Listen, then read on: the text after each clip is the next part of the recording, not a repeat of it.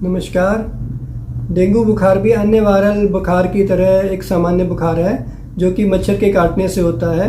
अधिकांश लोगों में लक्षण रहित या हल्के लक्षणों वाला होता है। इसके सामान्य लक्षण हैं बुखार आना, सिर में दर्द होना, मांसपेशी में दर्द होना, आंखें घुमाने पे दर्द होना, कमजोरी रहना, जी मचलाना, उल्टी आना। इससे बिल्कुल भी घबराने की आवश्यकता नहीं है। ये एक सेल्फ लिमिटिंग या स्वतः ठीक होने वाली बीमारी है जिसका अधिकांश रोगी जो है घर पर ही उपचार कराकर ठीक हो सकते हैं। इसके लिए कोई विशेष दवा की आवश्यकता नहीं होती है।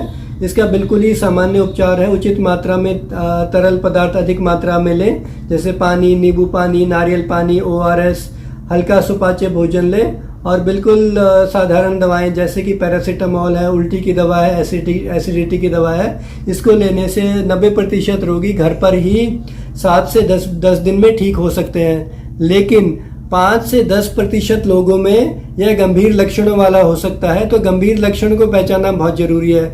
और ये गंभीर लक्षण बुखार शुरू होने के तीसरे से चौथे दिन से लेके पांचवें छठे दिन तक आ सकते हैं।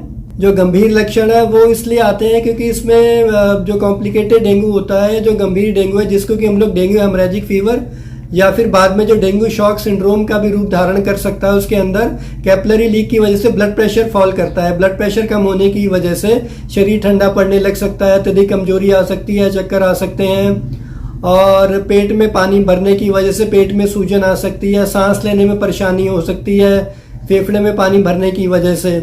इसके अलावा बहुत तेज बुखार रह सकता है जो कि दवा लेने के बाद भी ठीक ना हो। बेहोशी या अर्ध बेहोशी की हालत हो सकती है, दौरे पड़ सकते हैं, उल्टियाँ बहुत ज़्यादा अगर आ रही हैं तो ये सब वार्निंग साइंस हैं। अगर इस तरह के लक्षण आ रहे हैं तो मरीज को तुरंत भर्ती कराकर उपचार करने की आवश्यकता होती है।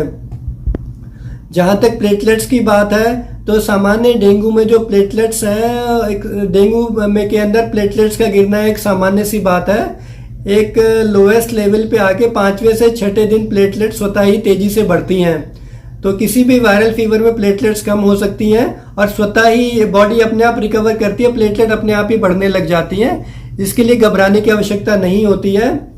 लेकिन जिन रोगियों के अंदर प्लेटलेट्स 10,000 से कम हो जाएं या फिर जिनको कहीं से रक्तस्राव हो रहा हो, ब्लीडिंग हो रही हो, जैसे कि नाक से खून बह रहा हो, उल्टी में खून आ रहा हो, खांसी में खून आ रहा हो या महिलाओं में माहवारी के दौरान अत्यधिक रक्तस्राव हो रहा हो, उन लोगों को प्लेटलेट चढ़ाने की आवश्यकता होती है। अन्यथा अनावश्यक रूप से प्लेटलेट चढ़ाने से मरीज को नुकसान हो सकता है। जो गंभीर रोगी हैं उनको विशेष सावधानी बरतने की आवश्यकता है और समय पर उचित इलाज की आवश्यकता है। कुछ विशेष वर्ग जिनको कि शुगर की बीमारी है, जो हृदय रोगी हैं, जो ब्लड प्रेशर के रोगी हैं या जो कैंसर के रोगी हैं, जो कीमोथेरेपी पे हैं या स्टेरॉइड्स ले रहे हैं, उनको विशेष सावधानी बरतने की आवश्यकता होती है।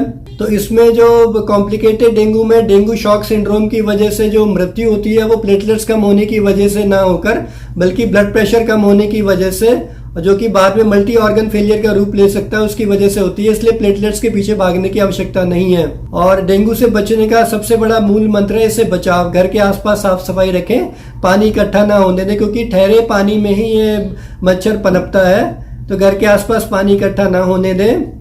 और इसके अलावा हम व्यक्तिगत रूप से उपाय कर सकते हैं, जैसे कि फुल स्लीव्स के कपड़े पहने, फुल पैंट्स पहने, मस्कुलो रेपेलेंट्स क्रीम का यूज करें। बच्चों के अंदर भी जब वो बाहर जाएं खेलने के लिए तो मस्कुलो रेपेलेंट्स क्रीम का यूज किया जा सकता है।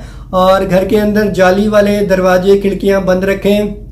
और जिन लोगों को बिल्कुल सामान्य लक्षण है उनको बिल्कुल भी घबराने की आवश्यकता नहीं है, वो घर पर ही उपचारित हो सकते हैं। और जिन लोगों को गंभीर लक्षण आ रहे हैं, हालांकि जो गंभीर लक्षण है केवल 5 से 10% लोगों में ही आते हैं, उनको उचित समय पर उचित इलाज की आवश्यकता होती है। धन्यवाद।